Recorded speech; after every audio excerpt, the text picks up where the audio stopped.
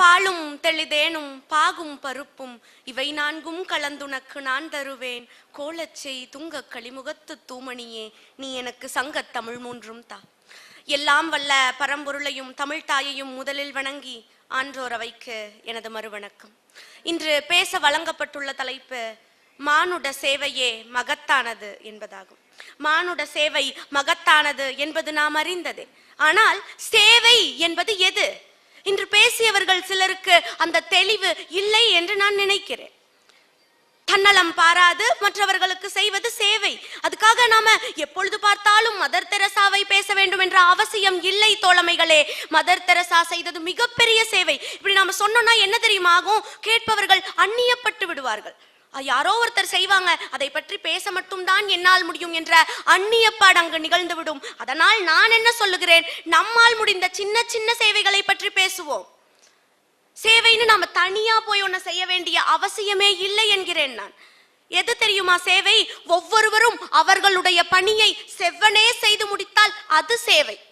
அது சேவை. ஒரு ஆசிரியர் நல்ல ஆளுமையுடைய மாணவனை உருவாக்குவது சேவை. எதுவுமே பண்ணல, வீட்டுல இருக்காங்க ஒரு தாய், என்ன செய்ய முடியும்? ஒரு நல்ல குழந்தையை வளர்த்தெடுப்பது அந்த தாய் செய்யக்கூடிய சேவை.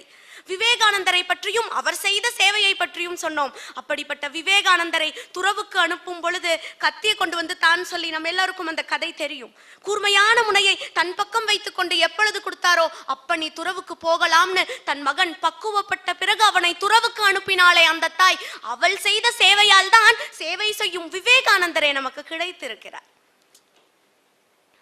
வள்ளுவர் சேவை செய்யும் மனப்பான்மை நம் ஒவ்வொருவருள்ளும் இருக்கிறதுன்னு வள்ளுவருக்கு தெரிஞ்சிருக்கு. அதனாலதான் உதவி செய்யின்னு ஒரு தனி அதிகாரத்தை வள்ளுவர் படைக்கவில்லை, ஆங்காங்கே குரல்கள் சொன்னார். ஆனால் செய் நன்றி அறிதல் என்ற அதிகாரத்தை வள்ளுவர் படைத்தார்.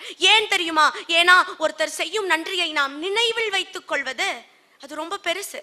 சிலப்பதிகாரத்துல கண்ணகி சொல்லுகிறார், சேவை என்பது அந்த காலத்துல எப்படி இருந்திருக்குங்கிறத நான் இப்பொழுது உங்கள் முன் விட்டு செல்கிறேன்.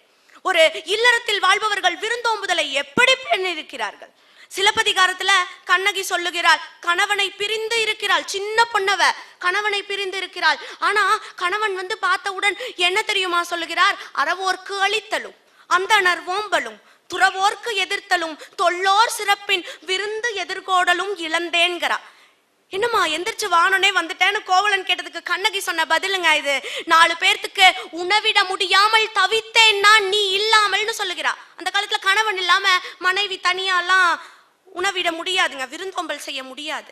அப்ப விருந்தோம்புதல் இந்த நாட்டில் எப்படி பெரிய பண்பாக இருக்கிறது. 3 நிமிடங்கள் தான் ஒதுக்கப்பட்டுள்ளன, 3000 கருத்துகள் இருக்கின்றன பேசுவதற்கு. அதனால் இத்துடன் என் உரையை முடித்துக் கொள்கிறேன். நான் விட்டு செல்லும் செய்தியாக நம்மால் முடிந்ததை செய்வோம். நாம செய்யற வேலையை செவ்வனே செய்வோம். அது சமூகத்துடன் தொடர்பு பட்டு இருக்கும் பார்த்தீர்களா? அந்த தொடர்பினால் சமூகம் தழைக்க வேண்டும் என்று நினைப்போம். வாய்ப்பளித்தமைக்கு நன்றி பாராட்டி விடைபெறுகிறேன். நன்றி, வணக்கம்.